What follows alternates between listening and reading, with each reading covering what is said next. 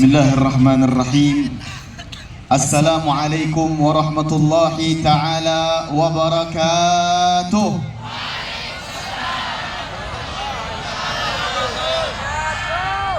Terdengar dari cara menjawab salam sudah mulai banyak yang lapar dan ngantuk ini.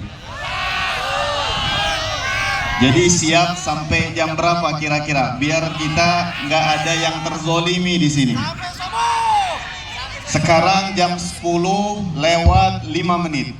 Tadi kata Pak Wali biasanya jam 10 udah selesai. Sekarang saya jauh-jauh dari Jawa Barat, jam 10 baru ceramah.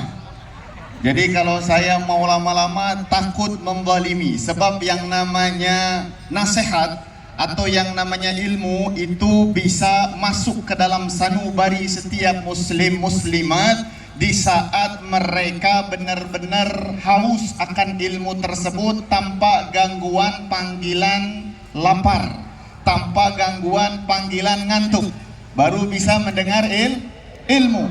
Tapi kalau sudah datang ngantuk, datang lapar, biasanya yang dibicarakan A, yang terdengarnya B. Maka dari itu saya mau tanya sama semua yang hadir, siap sampai jam 10:30 siap?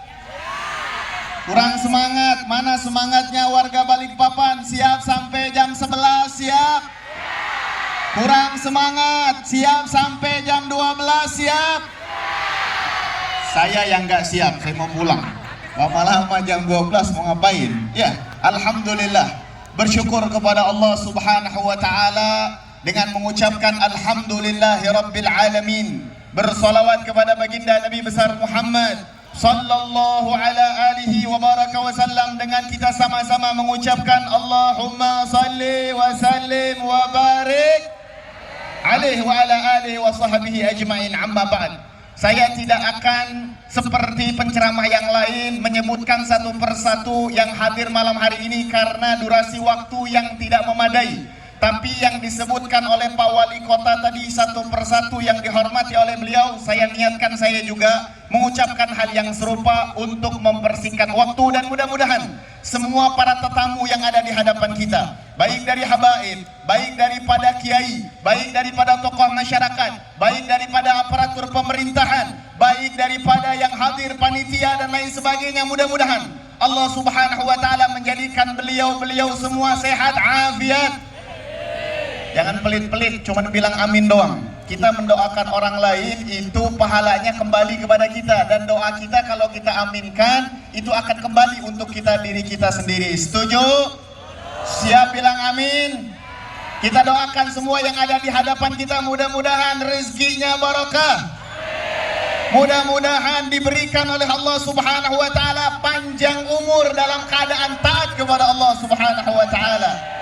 Dan juga saya doakan secara khusus semua warga Balikpapan yang malam hari ini Allah izinkan langkah kakinya untuk sama-sama menginjak rumput lapangan ini. Mudah-mudahan semua yang hadir saat berdiri tanpa terkecuali dosa-dosanya juga diampunkan oleh Allah Subhanahu wa Ta'ala. Yang dalam keadaan berdiri ketika mereka melangkah, dosa-dosanya diampunkan oleh Allah Subhanahu wa Ta'ala. Amin ya rabbal, amin ya rabbal. Masih semangat? Masih semangat? Sallu ala Nabi Muhammad. Sebelum melanjutkan, saya bercerita sedikit, mungkin 3 menit. Kenapa? Sebab saya bisa berdiri malam hari ini di hadapan kalian. Pasti itu semua pada hakikatnya adalah Allah, tapi Allah gerakan 10 hari yang lalu, tepatnya tanggal 8 Agustus. HP saya ketika saya buka, saat itu posisi saya lagi ada di Madinatul Munawwarah. Tanggal 8 Agustus, saya buka HP saya, ada panggilan tak terjawab hampir 8 jam yang lalu. Saya lihat ternyata masuk dari Habib Zaki bin Yahya. Kalau di sini dipanggilnya Habib Kilat. Saya lihat panggilan masuk beliau. Oh, ada apa? Beliau tumben telepon saya, dan subhanallah saya mau telepon balik saat itu tidak bisa, sehingga mengundur waktu kurang lebih 10 jam setelah beliau miss call baru saya telepon balik. Ketika saya telepon balik, saya tanya, Habib ada apa? Beliau bilang, Habib, ini insya Allah Balikpapan bersolawat mau diadakan oleh Pak Wali Kota. Dan insya Allah antum yang akan mengisi tausiahnya, antum yang akan mengisi penceramahnya. Subhanallah. Saya bilang, ini kan panggilan Pak Wali Kota, ini kan panggilan Balikpapan bersolawat. Dan saya bertanya-tanya, kenapa harus saya, padahal udah 10 jam gak bisa diangkat teleponnya, 10 jam gak nyambung, 10 jam tidak dijawab. Mungkin kalau secara akal saya saja, saya bukan siapa-siapa, tidak seperti penceramah yang lain, banyak undangannya, tapi saya tetap masih diundang dan ditunggu jawabannya sama Habibana Zaki atas persetujuan Pak Wali untuk bisa hadir di sini. Saya bertanya-tanya, kenapa tidak undang ceramah yang lain, padahal 10 jam udah saya cuekin, padahal 10 jam saya nggak angkat. Ternyata jawaban dari pertanyaan saya pada saat itu malam hari ini dijawab oleh Allah Subhanahu wa Ta'ala. Apa jawabannya? Jawabannya Pak Wali Kota tadi berbisik, Habib, nanti di akhir ceramah tolong kasih pertanyaan yang insya Allah akan 2 orang diberangkatkan ke tanah suci Mekah Madinah. Alhamdulillah. Jadi saya dapat teleponnya di Madinah tuh, saya bingung kenapa masih saya. Ternyata beliau tadi koneksi hatinya luar biasa kuat, ingin menyampaikan warga-warganya walaupun tidak secara langsung semuanya, tapi satu persatu bisa membawa keberkahan kota suci Mekah Madinah. Alhamdulillah. Jadi siap berangkat umroh, siap? Mudah-mudahan yang belum bisa berangkat umroh bisa berangkat umroh. Amin.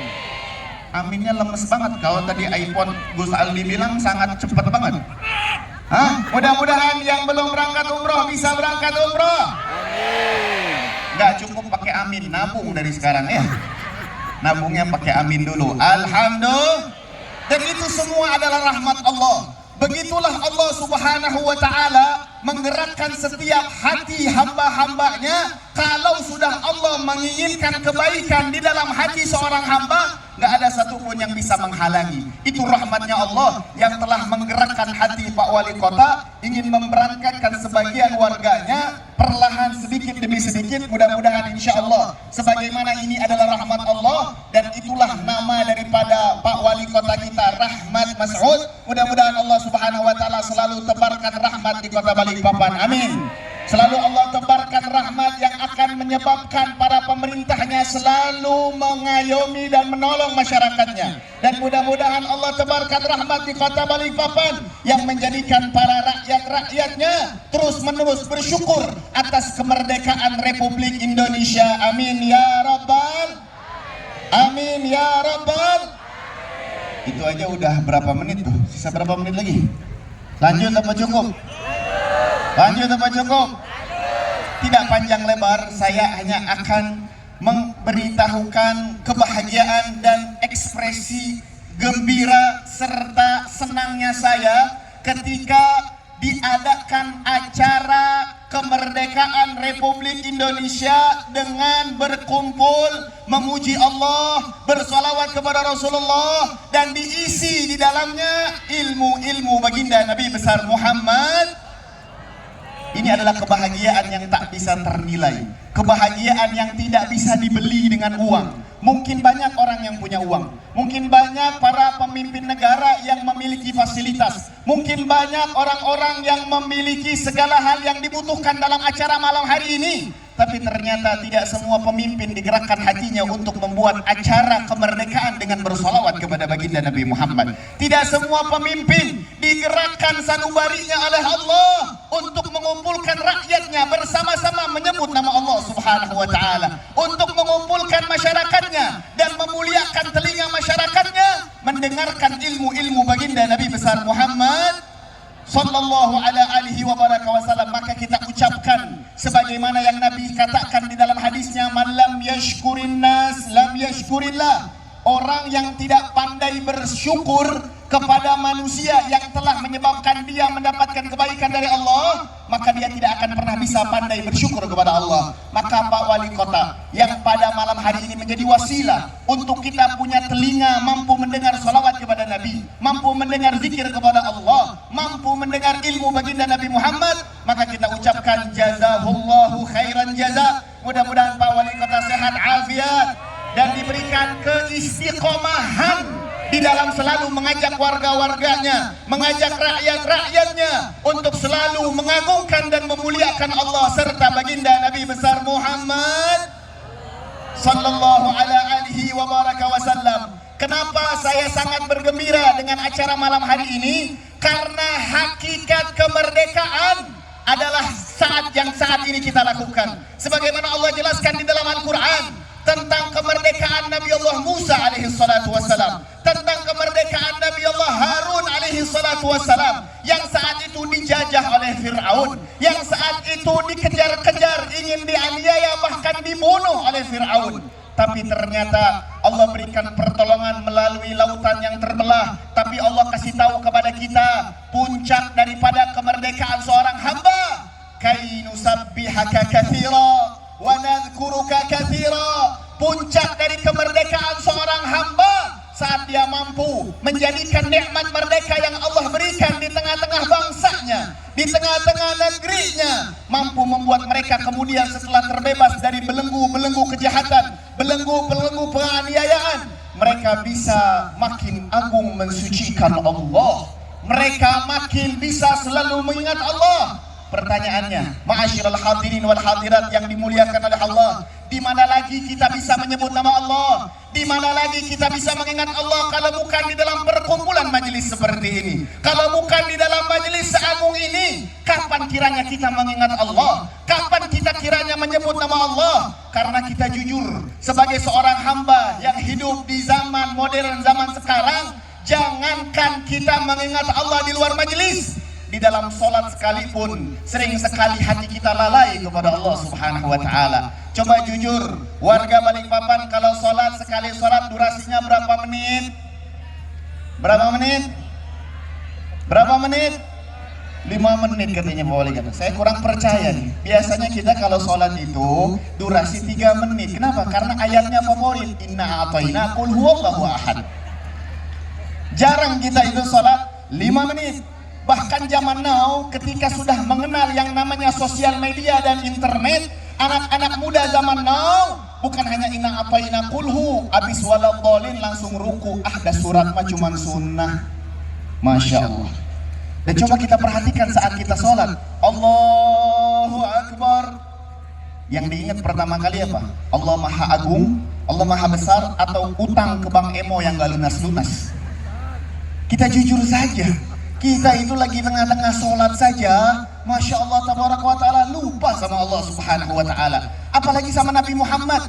Jujur, coba kalian sekarang kasih tahu tanpa kalian harus menjawab. Saya mau tanya sama semua yang hadir, kira-kira semua yang hadir cinta tidak sama Rasulullah? Cinta.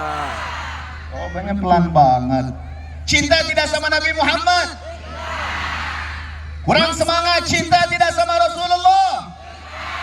Saya tanya sekali lagi, jawab dengan kompak. Cinta tidak sama handphone? Tidak ya? Pembohongan publik. Pembohongan publik. Coba yang nggak bawa handphone angkat tangan. Yang nggak bawa handphone angkat tangan. 1, 2, 3, santri masih dibahas.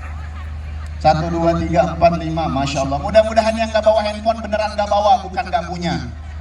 Nanti memang ngacung-ngacung nggak punya lagi. Alhamdulillah, kita serempak mengatakan cinta Nabi dan serempak juga mengatakan tidak cinta handphone. Realitanya kebalikan daripada itu.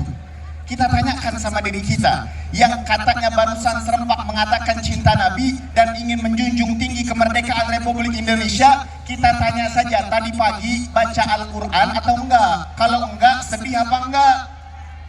Baca Quran enggak tadi? Gak usah dijawab, gak usah dijawab. Malu-maluin, gak usah dijawab. Saat kita tadi bangun tidur, tangan kita mengangkat berdoa bangun tidur atau tidak? Gak usah dijawab, gak usah dijawab. Malu-maluin. Ngomongnya cinta Nabi, tapi bangun tidur mengangkat tangan, benar ngangkat tangannya. Teman bahkan baca doa alhamdulillahilladzi ahyana, tapi dia ngangkat tangannya, buka WhatsApp, lihat transparan udah masuk apa belum? Lihat status orang udah ada atau belum? Masya Allah tabaraka wa ta'ala. Kita yang tadi mengatakan cinta Nabi sallallahu alaihi wasallam, tapi realitanya matahari terbit sampai matahari terbenam, kita lebih sering lupa kepada baginda Nabi Muhammad. Kita lebih sering lalai kepada sosok yang beliau mengajarkan kepada kita arti kemerdekaan yang sesungguhnya. Yang ketika Sayyidah Aisyah bertanya, ya Rasulullah, lima taf'alu hadza? Kenapa engkau sholat sampai kakimu bengkak-bengkak ya Rasulullah? Kenapa kaki Rasulullah bengkak-bengkak? Karena beliau kalau sholat berdirinya lama, baca ayat Qur'annya panjang, sampai darahnya turun ke kaki, membuat kaki beliau merasakan bengkak-bengkak. Maka Sayyidah Aisyah bertanya, ya Rasulullah, kenapa engkau lakukan sholat sedemikian? Padahal Allah telah mengampunkan dosamu, dosa yang lalu, dosa bahkan yang akan datang. Sallallahu alaihi wasallam. Apa jawaban Nabi? Nabi mengatakan, afala akunu abdan syakura?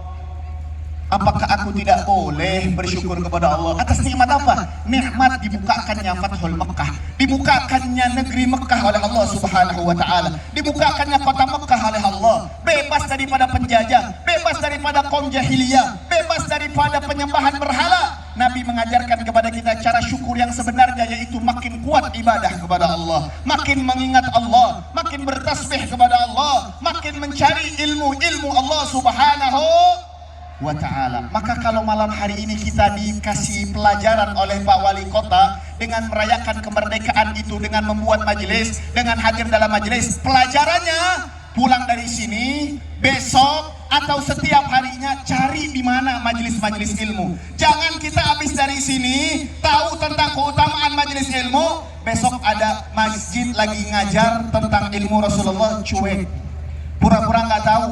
Dan bahkan sebagian orang datang ke masjidnya hanya ketika Idul Fitri, Idul Adha. Bahkan saya pernah mensolati satu jenazah mantan daripada TNI, maka dia ketika sedang saya ingin solatkan jenazahnya, ibundanya saat itu sudah sepuh, nangis. Dia bilang sama saya, Habib, tolong doakan betul ini anak saya ini Masya Allah tabaraka wa ta'ala. Kenapa ibu? Dia bilang anak saya ini ke masjid baru 2 kali. Ke masjid baru, padahal dia punya bisnis banyak juga, termasuk orang kaya juga. Terus saya bilang, maksudnya 2 kali gimana? Dia bilang ketika ini anak saya masih kecil, saya ingin potong rambutnya, saya bawa ke masjid. Sallallahu ala Muhammad. Dipotong rambutnya. Itu yang pertama. Yang kedua kapan? Saya bilang. Dia bilang, nih saat jenazahnya ada di masjid. Na'udzubillah min dzalik. Ke masjidnya cuma 2 kali. Itu kesaksian ibunya. Saya bantah, mungkin ibu nggak tahu di belakang ibu dia sholat, atau pas Idul Fitri dia ke masjid. Enggak, Bib, saya ngerti siapa anak saya. Kalau sudah masuk bulan Ramadan atau dia masuk ke dalam bulan Idul Adha, dia biasanya ke Eropa, dia biasanya ke luar negeri. Saya entah tahu bagaimana anak saya nasibnya Habib di akhirat Allah Subhanahu wa taala. Pelajarannya apa? Kebahagiaan orang tua ternyata terletak saat anaknya mampu mengingat orang tuanya saat masih hidup atau setelah meninggal. Saat anaknya mengangkat tangan berdoa kepada Allah, Rabbighfirli wali walidayya warhamhuma kama rabbayani shaghira. Itu puncak kebahagiaan kedua orang tua. Orang tua tidak terlalu bahagia saat anaknya bertitel, saat anaknya kaya raya. Puncak kebahagiaan orang tua saat anaknya ingat kepada orang tuanya. Mungkin tadi Al-Habib Husain bin Faqih, beliau mengatakan kepada kita apa? Tentang bahayanya anak durhaka kepada kedua orang tua. Saya setuju, bahkan saya menyaksikan secara langsung, bahkan mungkin saya pernah mengalami kedurhakaan kepada orang tua. Na'udzubillah min dzalik, meminta ampun kepada Allah. Tapi saya lebih saat ini ingin mengatakan, yang harus diperhatikan bukan hanya anak yang durhaka, tapi orang tua yang gak pernah memberikan pendidikan yang baik kepada anak-anaknya. Hari ini banyak orang tua mengatakan anak saya durhaka, anak saya itu merasa ngelawan sama saya, anak saya nggak berbakti sama saya. Pertanyaannya, ibu bapak pernah nggak ngajarin anak-anaknya agama? Ibu bapak pernah nggak mensekolahkan anak-anaknya kepada majelis ilmu, membuat mereka hadir di dalam majelis taklim? Pernah atau tidak? Kalau nggak pernah, ya wajar anaknya durhaka sama orang tua. Ya wajar anaknya nggak berbakti karena anaknya nggak mengerti bagaimana cara berbakti kepada orang tua. Dikira ilmu berbakti itu ilham langsung dari Allah. Dikira ilmu berbakti itu langsung pemberian dari Allah. Lah, harus dicari hidayah. Sebagaimana rezeki yang kita semuanya tahu sudah dijamin oleh Allah, tapi kita disuruh ikhtiar nyari, padahal dijamin. Tapi hidayah nggak ada jaminan, dan Allah nyuruh nyari juga, tapi nggak ada yang nyari itu.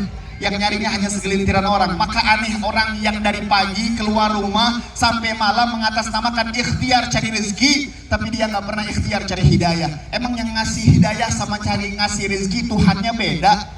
Emang yang ngasih hidayah sama yang ngasih rezeki itu hanya berbeda? Sama Allah subhanahu wa ta'ala. Maka dari itu ilmu-ilmu seperti ini, demi Allah nggak bakal kita bisa dapat dimanapun kecuali hanya di dalam majelis ilmu di akhir zaman ini. Maka hadir majelis ilmu adalah suatu hal yang penting. Pesan dari lubuk hati saya, yang insya Allah ini adalah mewakilkan hatinya Pak Wali Kota kita, harapannya rakyat Balikpapan semuanya tanpa terkecuali saat tidak ada udzur, penuhi majelis-majelis ilmu, penuhi majelis-majelis ta'lim, hadiri di dalamnya. Banyak sekali ulama yang ada di Balikpapan. Mungkin saya hanya datang ke sini setahun sekali, itu pun setahun dua kali kalau Pak Wali Kota undang lagi. Kalau nggak undang lagi udah. Tapi di sini berapa banyak ulama, berapa banyak habaib, berapa banyak kiai, berapa banyak guru-guru yang membuka majelis yang hadirnya hanya hitungan jari.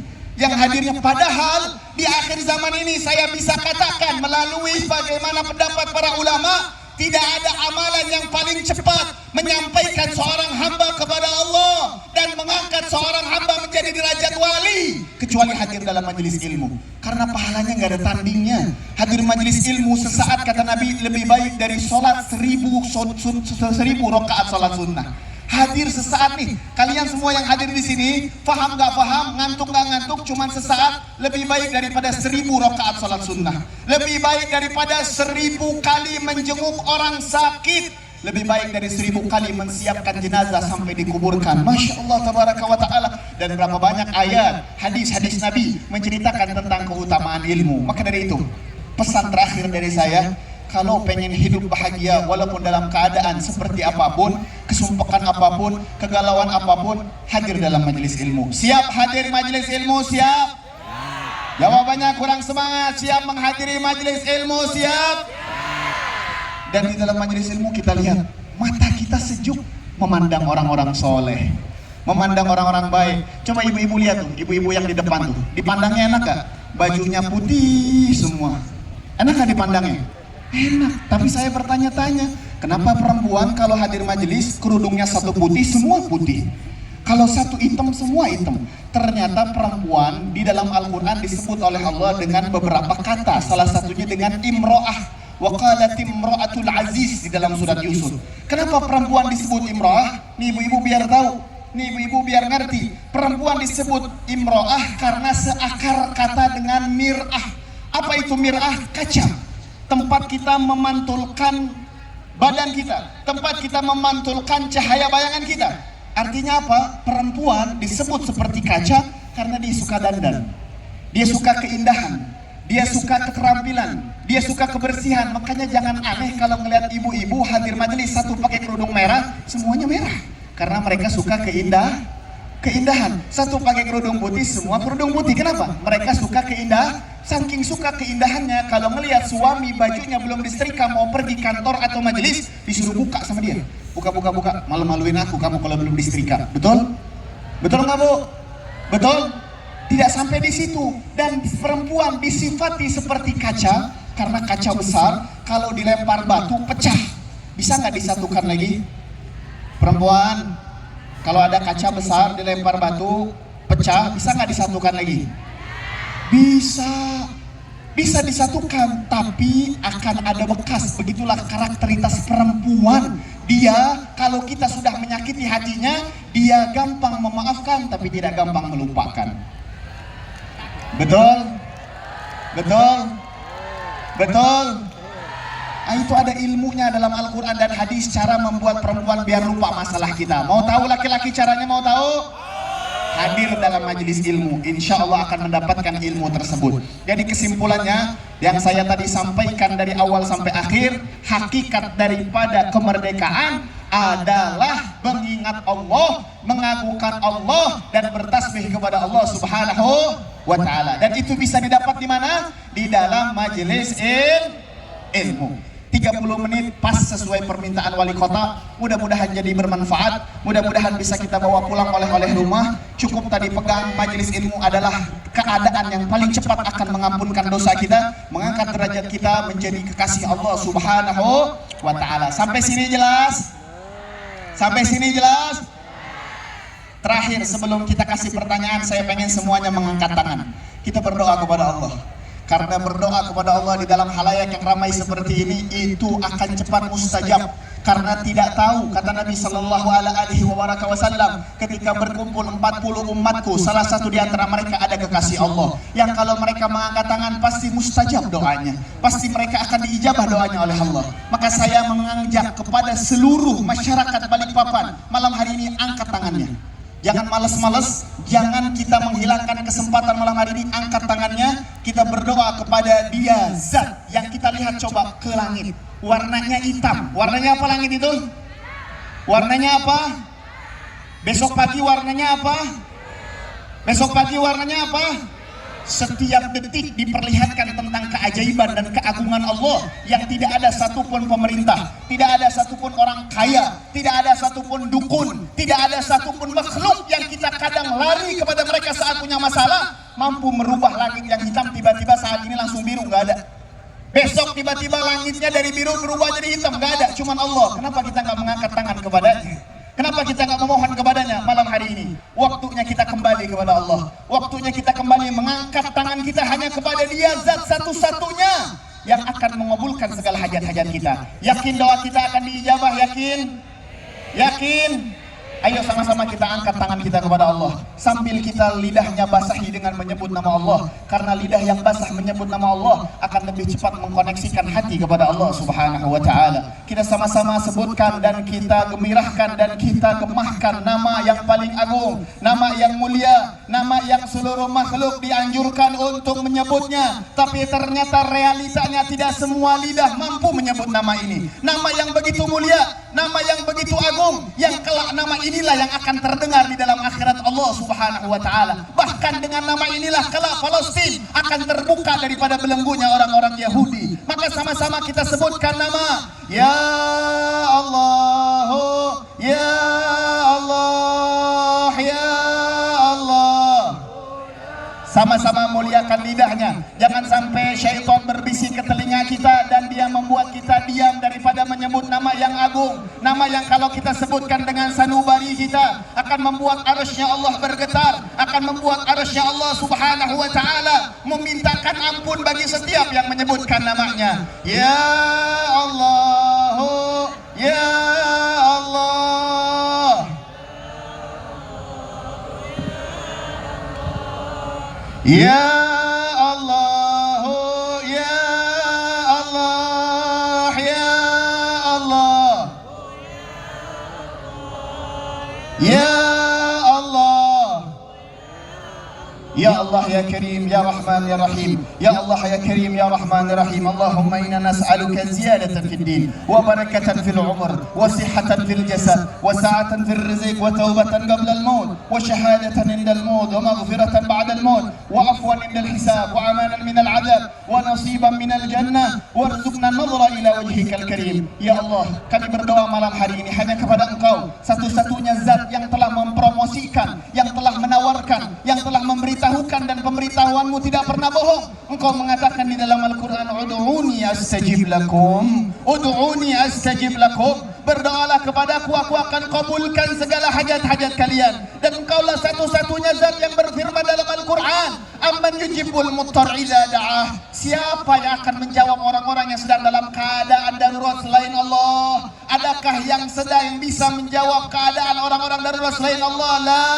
tidak ada. Maka ya Allah, kami saat ini darurat dosa ya Allah. Kami darurat untuk meminta ampunan kepadamu ya Allah. Kami darurat daripada ilmu ya Allah. Begitu bodohnya kami telah menyia-nyiakan waktu yang telah menjadi titipan amanat darimu ya Allah. Ya Allah, kami dalam keadaan darurat akhlak, darurat adab, darurat merdeka yang sesungguhnya, yang selalu menyebut namamu. Ya Allah, ya Allah, muliakan sisa kehidupan kami yang entah berapa lama lagi, yang kami tidak sadari itu besok, hari ini, malam ini, besok, atau minggu depan, atau bulan depan, atau bahkan tahun depan.